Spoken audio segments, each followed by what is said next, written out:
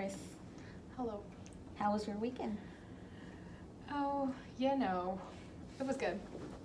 It's been a better week. My family had went away Thursday. They left the 4th of July, and they're coming back today, so as bad as it sounds, it's been a mini vacation this weekend for me. Just Taking time for yourself? Yeah, and it just felt good to, have a place to myself without, having my family breathing down my shoulder. How was your 4th of July? It was pretty good, not gonna lie. I got drunk. So I didn't go watch fireworks anywhere. I was, on my porch, seeing what little bit I could, watching chick flicks, the normal. I didn't have work on Friday. Me and my girls had planned like a little girls' day where my girls are my staff at work. But we planned a little girls' day, scheduled all the boys to work at the store, and we all went to Jolly Rogers Splash Mountain Amusement Park, which is in Ocean City.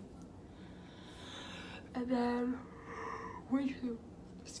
that was really fun. We got the tickets discounted from someone we knew. And we ended up going. We had a lot of fun. And then we ended up going down to the boardwalk and we got some dinner, and then we did an escape room, which I don't know if you know what that is, but you get locked in a room and you have to solve all these puzzles to try to get out of it, which I really like those because I'm a very logical person. But Sounds fun.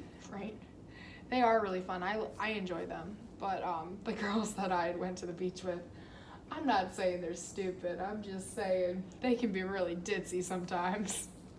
And I'm like, oh, here we go. I purely did this for the entertainment of watching them struggle to do all these puzzles, but it actually is the fastest time I'd ever gotten out of an escape room. We got out with 20 minutes to spare. And I was so surprised because we went out there, we were like, how much over were you? And he was like, no, you're 20 minutes under your time. We were like, what? Each one did their... We all did it together. Oh, okay. And I've completed one escape room. Yeah, I've done 4. We failed at 2, completed 2 now. And this was my best time, and I was just really surprised that it was, with them, because it was a medium difficulty room. The one girl, we just put her on flashlight duty. She just had to shine the flashlight when we needed her. And the other girl, she actually picked up some. She got some hints on her own, and I don't know, it just worked out well. But that was a lot of fun. So, it's just good to take a day out of the store and bond with them. Car rides, music, the whole 9. One of our girls bailed on us, which bothers me because, I don't like liars. There's nothing I hate more than a liar. You can tell me anything to my face and I'll be okay with it, but don't lie to me. And, she was just like, I'm going to go fishing with my boyfriend's family, and then it was I had to clean my room, I don't have the money, just all these different excuses. And then she bailed last minute, which I had already bought her ticket, so I lost out on money. But I ended up giving that to a family at the gate to help them out. But it was just good of you. What was I gonna do with one ticket? It was better to make somebody else's day more positive. But it just irritated me because when I came back to work and I ended up getting called into work that night, so when I was talking to one of the shift leaders about it that was there, he was like, she planned on not going with you guys.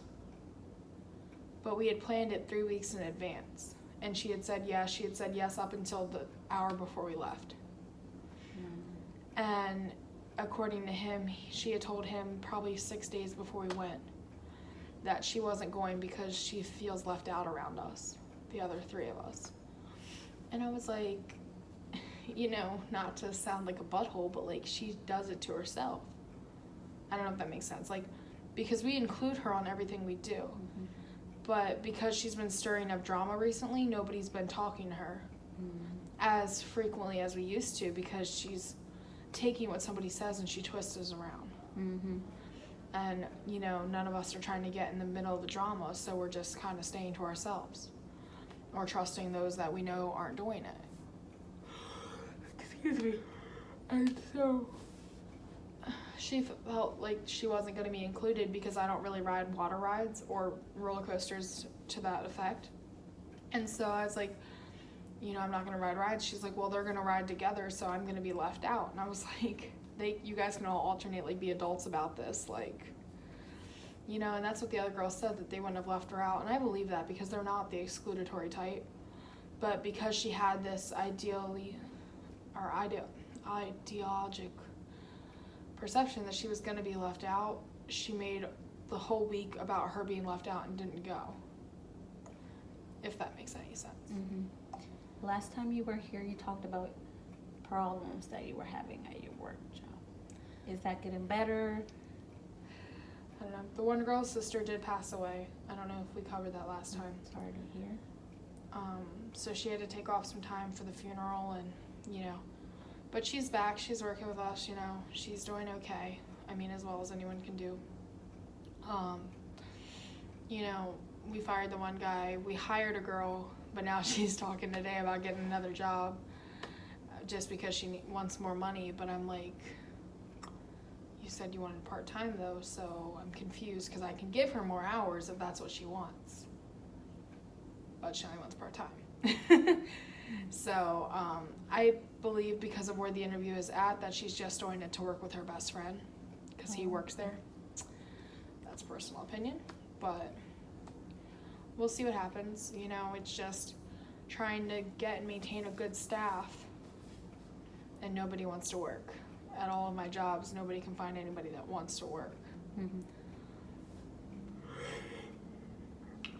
Excuse me. Speaking of my other job, I got up at 2 a.m., so I'm gonna probably be yawning. But yeah, I mean, they're slowly but surely getting better. I mean, nothing solves itself overnight. How do you feel about your friend that lost her sister? What do you mean as far as I feel about her? Like, I mean, I'm sorry that she's going through that, but I mean, she knows that I'm here to support her no matter what it is. Okay. So, I mean, the whole staff's behind it. And she knows it. I mean, her family knows it. Her family texts me, reach out to me.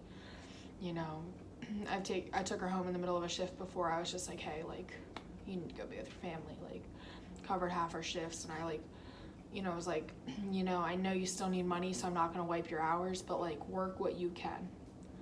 I was like, we'll make do. So she worked with me one night for, like, 5 hours on a slower night where there wasn't a lot of high volume population or people. And then next day she worked with me for another 5 hours. She's just like, I feel comfortable, like, being around you and hanging out. And I'm like, that's good, you know, at least I'm somebody you can trust in a time of a crisis, like. Mm-hmm. Okay. Last time you were talking about school. How do you feel about that? Yeah, no, not looking positive. I'm concerned that I'm going to fail my social policy class.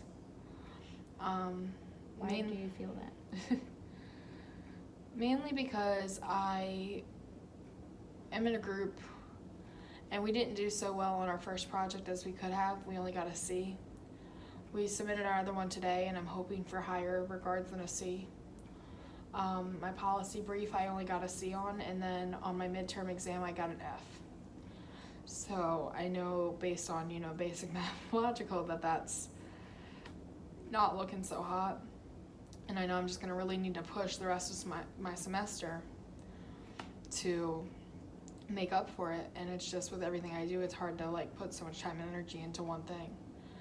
And with there not being a lot of grades, it's harder to make up a bad grade. Because we have 3 essays, a policy brief, and 2 exams and service hours and chapters. So having less than 10 grades in the grade book, that F is really going to drag it down when I don't have any, like, positive, like, correlating grades like A's. Is there anything you can do to bring up that grade? There's nothing I can do to bring up the F that I had gotten, but I'm going to try my hardest to study for my final and pray I get an A on that, because then hopefully the A and the F will try to weigh out to a C. But, I mean, I'm going to do what I can, and I'm just really hoping that my group pulls through, because the higher grades we get on our parts, then the better off we're going to be. It's going to help you. And the final presentation and everything. I mean, that's the hardest part about this class, is having to rely on other people for so many of your grades. So, I mean, it is what it is. Anything else you want to talk about? I don't know. there's not a whole lot that's new with me this week. Oh. I think the best part of my week was just being able to be alone this weekend. I don't know, I just really enjoy solitude. And it's not necessarily that I have a problem with my family, it's just, you know, being there is just awkward sometimes. And I just constantly feel like I'm being judged, and this weekend was just a really good break of reality for me.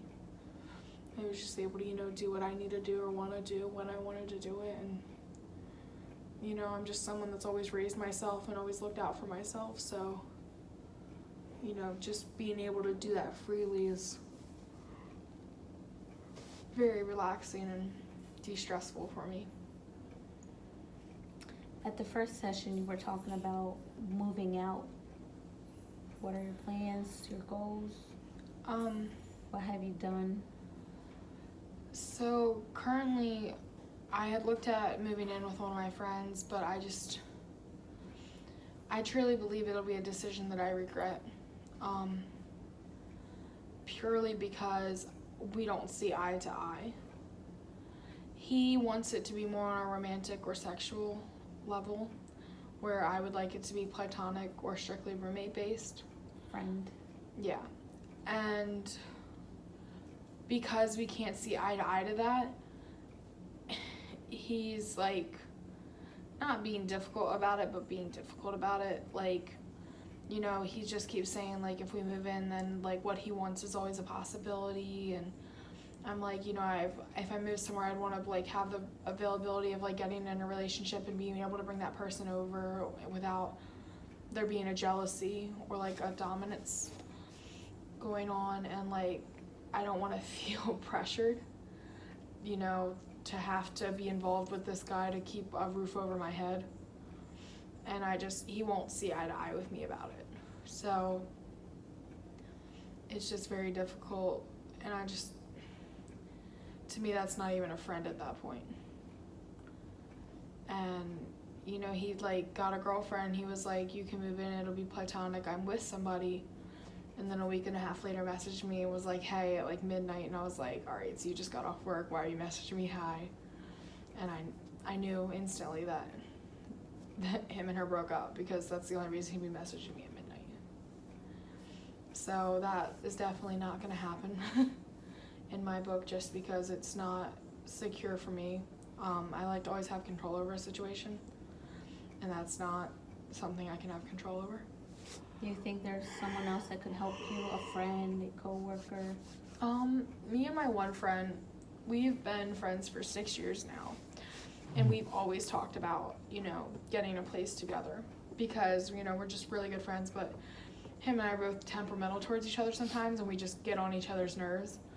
I'm sure we could do it, but he just got this new job that he's still finding his footing around, and he doesn't make, like, crazy good money, and he's so in debt that he's playing catch up right now. And, like, I know I could financially support myself, but I don't want to have the responsibilities of keeping up on a house by myself. You know, I don't want to cook, clean, you know, take care of everything, go to work for 8 to 16 hours a day and come home and, you know, have to still do laundry or water plants or whatever God knows I need to do. And I don't want to be lonely for that long, just because I've had a lot of trouble with depression and suicide ideation. And I'm not saying that I'm suicidal, I'm just saying that it comes in waves. And some nights are a lot worse than others. And, like, with insomnia and everything, like, I'll just stay up some nights and just cry, and there's nothing I can do or any relief that I can take to it. I just know that, like, my sister being in the other room, like, it holds me accountable in a way, because, you know, I don't want her to find me. Like, that's just not someone that, I don't know. And then, like, my job, like, holds me accountable, but, like, I feel like if I would just lived alone and there was no one there to hold me accountable for anything, then I would do something that would be regretful. It sounds that you are recovering from depression. Is that correct? Yeah, and it just scares me because, you know, with that kind of stuff, you never know when a triggering event will happen that'll set me back. or if I get sick or something, I don't want to like all the bills to have to fall on me with no reassurance. What makes you fall in depression? There's different things. I mean, I've encountered a lot of childhood trauma, so like when I think back to incidents, like, you know, I get into like my post-traumatic episodes, and then one episode can trigger, you know, weeks on end of depression, and just me just like low self-confidence and just thinking I'm not good enough for this stuff or for life, or that I'm not doing a good job, or I'm not doing good at certain things. Like, there's just a lot going on, and it's just hard to because of my bipolar, like I'll switch from one mood to the other, and it's just, it's hard not knowing which day is which mood. So, you know, some days I'm great and I can work 20-hour shifts and not think a thing of it, and I can run around like my head chicken with my head cut off and have all the energy in the world, and then the next day I don't want to get out of bed. Like, I just want to sit there and I want to die. And I just, until I get that completely in check, I don't think I'm somebody that should live alone. Does your sister help you with this? She supported you? No. My sister's very judgmental. Not in like a bad way. I don't think she means to be, but I feel like her and her husband judge me for things. And I just feel that, you know, I can't go to them about these types of things, because even though they say, oh, you can come to me about anything, it always ends up being the family gossip. And it always, like, same with my grandma, like, she runs back to them, and I'm just tired of the he said, she said. Like, if I need help, I'm coming to you for a reason. You know, I need support, I need love, I need understanding, like, and I can't get that. Like, I don't have anywhere I can get that from. It sounds like you have a trust issue.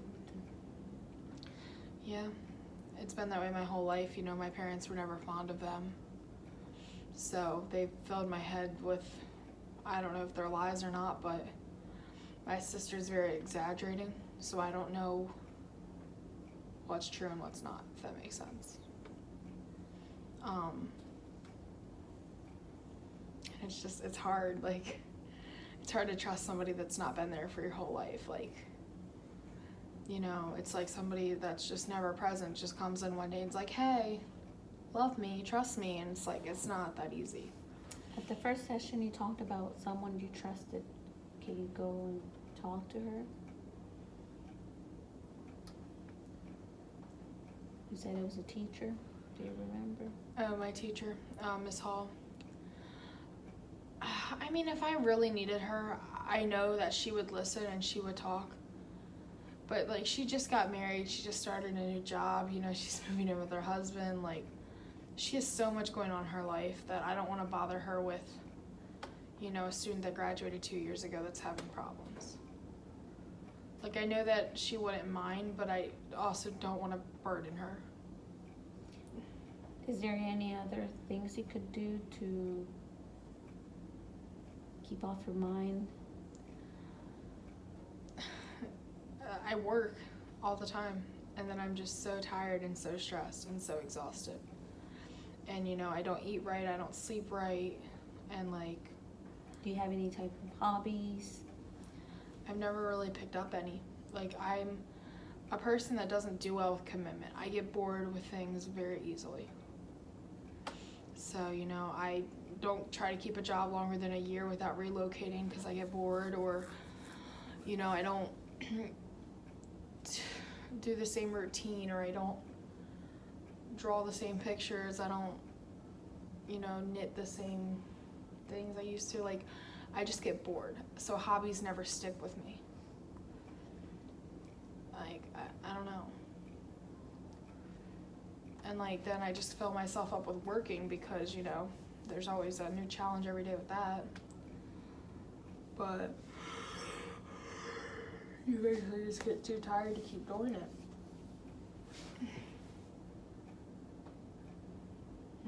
Are you taking any medication for depression? I'm not. This is gonna sound horrible, but when I ran away / got removed from my home almost 2 years ago, I got dropped off my stepmother's insurance policy, and I just haven't had insurance.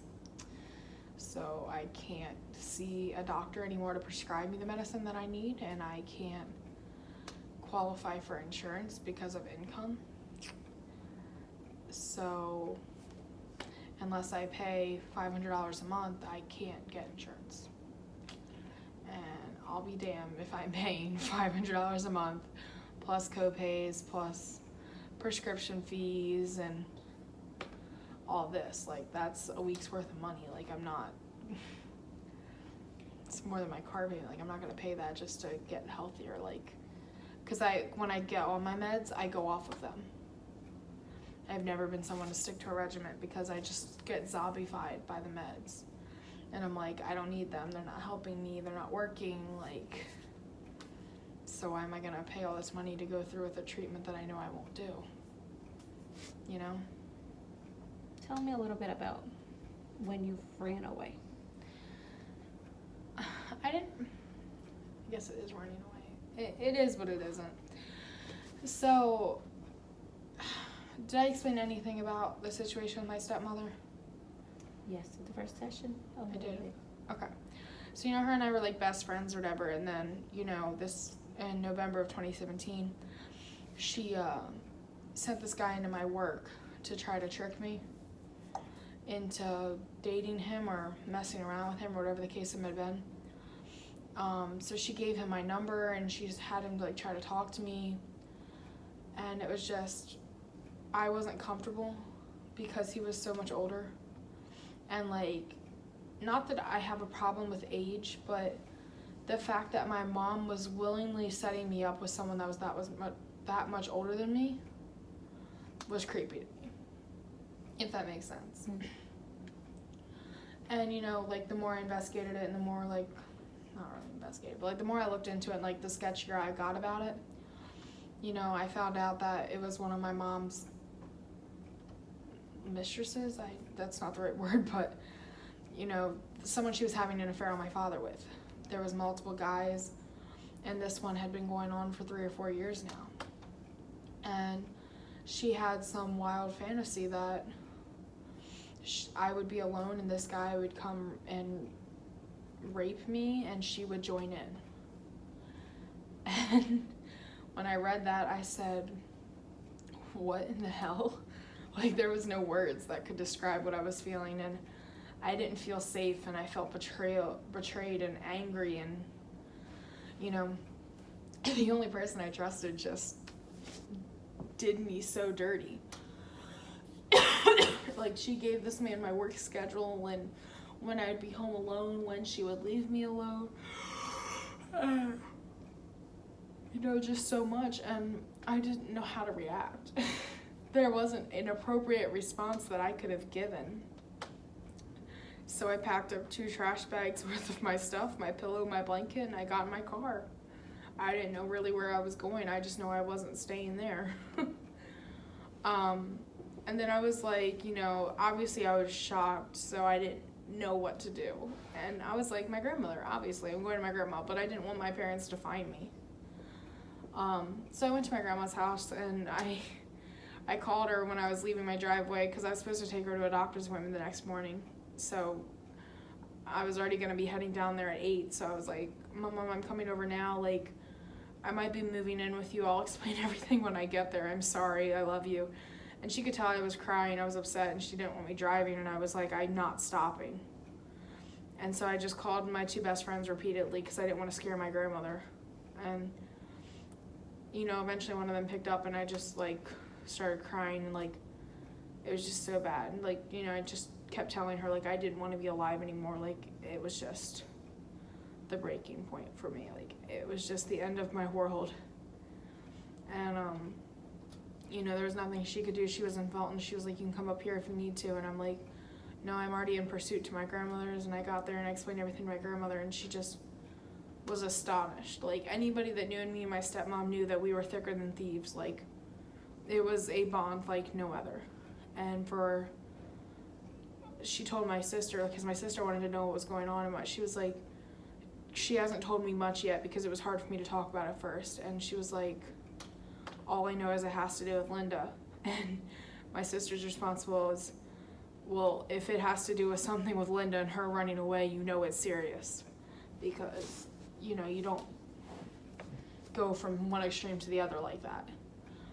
And, you know, eventually I told my grandmother, and then the cops were called the next day, and I told the teacher that I was really close with. And, you know, the cops were called the next day, and my dad accused me of breaking our family apart, and, you know, that everything that she did was, she didn't do anything, and that she was sorry, and she can explain, come back home. And I said, no, like, absolutely not. I'm not coming back to that house. If you kick her out, maybe I'll come back to talk to you, but I don't feel safe.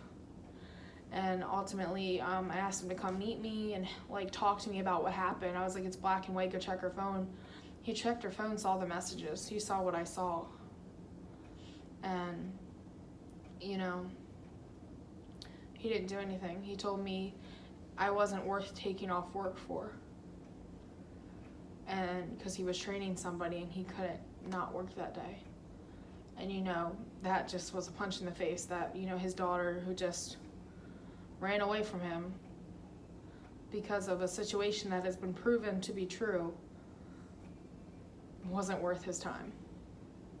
He didn't believe you?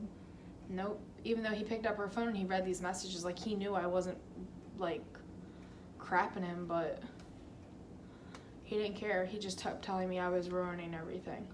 He thought you were making up the... So when my teacher reported it to DFS, it opened an investigation. They permanently removed me from the home. I was living with my grandma for a couple months. She applied for sole custody of me, but she ended up, like, going in rehab or going in the hospital for almost a year for medical conditions. So they didn't grant custody to her because she couldn't be there to take care of me. So I wasn't allowed to live with my sister's husband and her because my father made accusations against him for being a pedophile for being with my sister. So I wasn't allowed to live there, and I wasn't allowed to live with my grandmother, and I wasn't going back to my dad's. So they were like, I was actually serving food at a nursing home, and they came to me and they were like, if you can't name somebody in the next hour that's willing to take you in, we're going to take you to foster care. I'm sitting here, you know, 5 months to my 18th birthday, have a car, have 2 full-time jobs, go to school, straight-A student, and you're going to tell me that I'm about to go in foster care?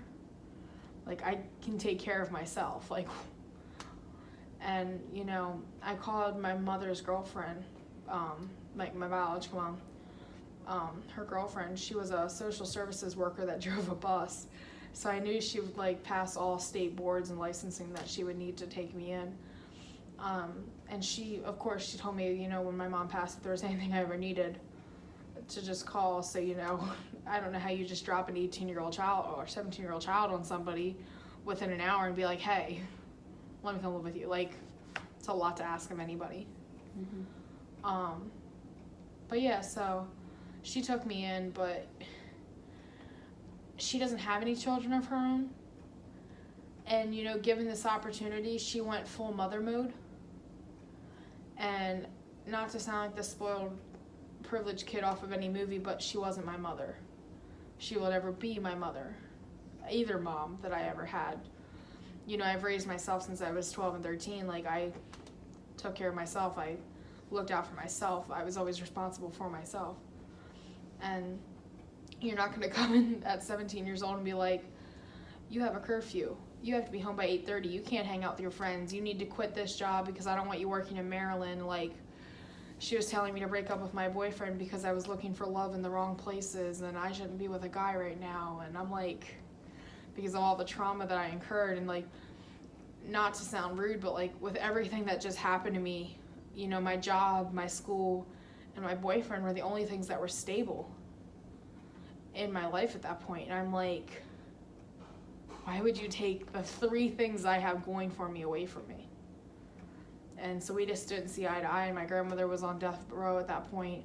She had less than an 8% chance of living, and my stress levels were astronomical. And I called my sister's husband, and I said, I don't know what we got to do, but I can't live here anymore. At this point, it was not even 60 days to my 18th birthday. And he was like, get your stuff and move back into your grandmother's house.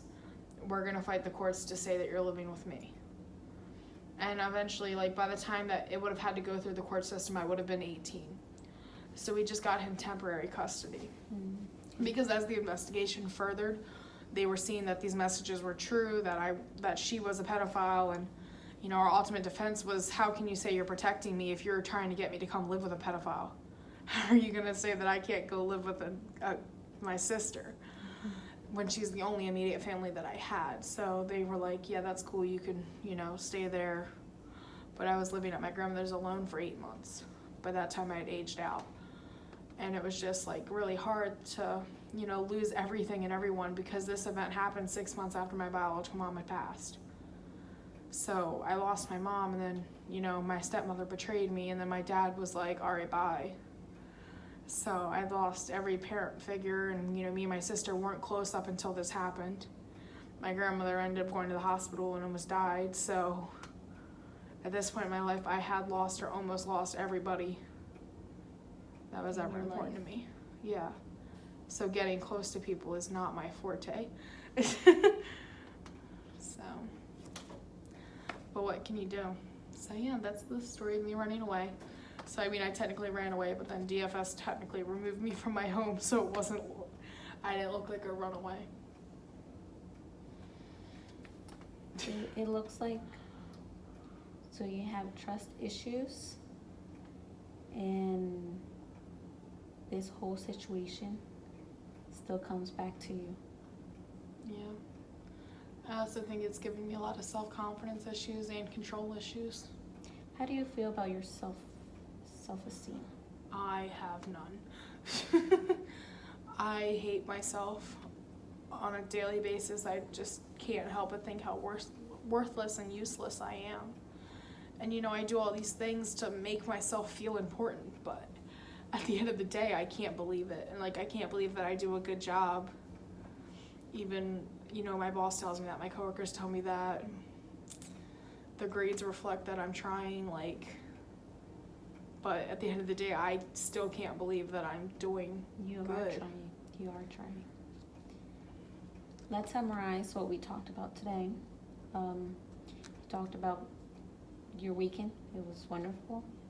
You spent time for yourself, and you talked about your family and this whole situation that you went through. For this coming week, I want you to do something to rise your self-esteem. Take time for yourself. I don't know, dress up or do something to make your self-esteem better. It's a homework for you to do for this next week. Try to